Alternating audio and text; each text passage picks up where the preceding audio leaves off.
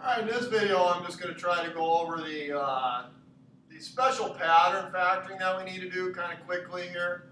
One thing first, I got what is a perfect square. You want to be able to recognize perfect squares. That makes these problems a lot easier. Hopefully you know perfect squares are numbers you get when you multiply something by itself. Like 2 times 2 gives you 4, so 4 is a perfect square. So we have 4, 9, 16, 25. I'm going to have you guys actually memorize, well, it depends on the class, but I'm going to have some of you memorize perfect squares up to 25 squared. So you'll want to write those down. So go from like 11 squared to 121, 12 squared to 144. We're going to go all the way to 25 squared is 625. So I'm not going to spend time doing that in this video. You can punch those in your calculator and make that list that way. Just do 13 squared, 14 squared, 15 squared, see what they equal. Okay, what are we going to do? Well, first we're going to fix these notes. This should be a plus right here. I don't know why that was a minus. That was a miskey on my part. It should be a plus. So we've got two types. One is a perfect square trinomial. So this is a perfect square trinomial. It's got a square in front, a square in the back, and it's 3 terms. Now, not everything that has a square in front, square in the back, with 3 terms is a perfect square trinomial. You have to check to see if this middle term right here works out. So I'll show you what I mean in a second. So here's a problem. I got x squared, that's a square. I got 36, that's a square. So I'm going to go ahead and I'm going to square root x squared. I'm going to square root 36. And I'm going to use the sign in the middle, which is minus. And I want to see if x minus 6 squared is the same as x squared minus 12x plus 36. The pattern is that when you take 2 times each of these, you should get the middle one. So see I got 2ab right here. A and b are x and 6. They're the square roots of my initial a squared and b squared. So I need to multiply these and double it. Well, that multiplied to be negative 6x. Doubled is negative 12x, so that is the factorization.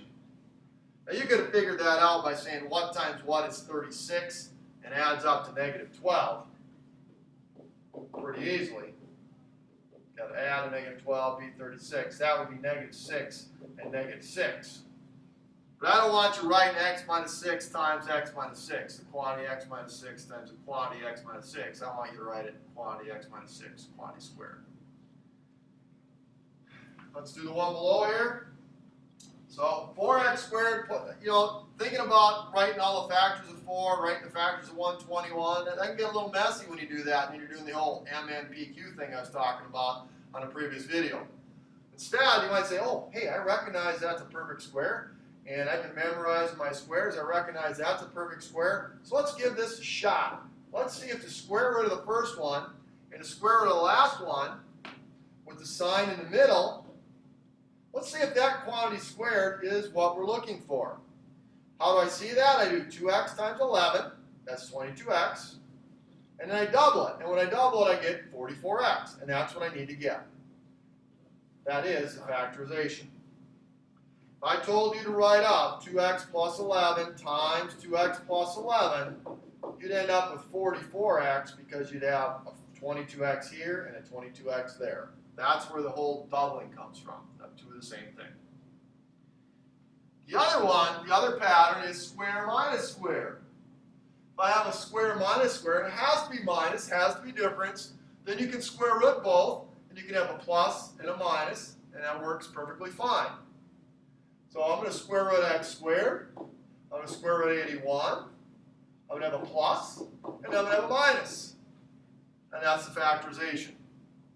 And that should make sense to you because basically what I'm asking is what multiplies to be negative 81 and adds up to b, which in this case is 0. And that'd be 9 to negative 9. The next one wouldn't be so obvious because you've got 100, you've got negative 9. You'd write the factors of 100, you'd write the factors of negative 9, and you'd try to get 0. Well, rather than doing that, I'm like, hey, there's a square. Let's square root that.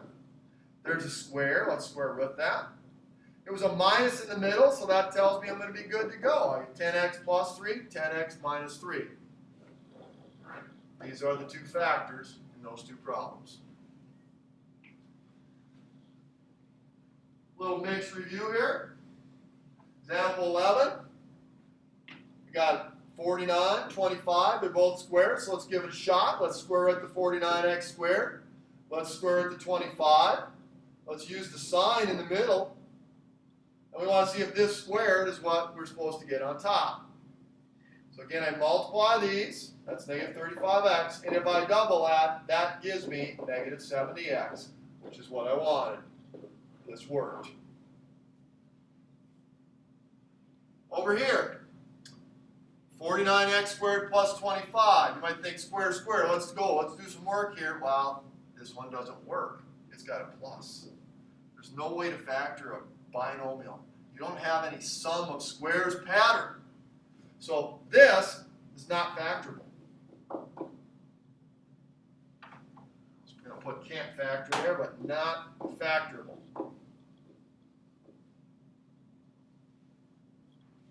Okay?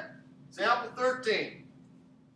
Square, square. Let's square root them. Give it a shot. Square root of 100x squared is 10x. Square root of 9 is 3. Use the sign in the middle. Check it. Let's multiply these, which should be 30x, and double it, which would be 60x, but we want 30x. So we tried it, but it didn't work.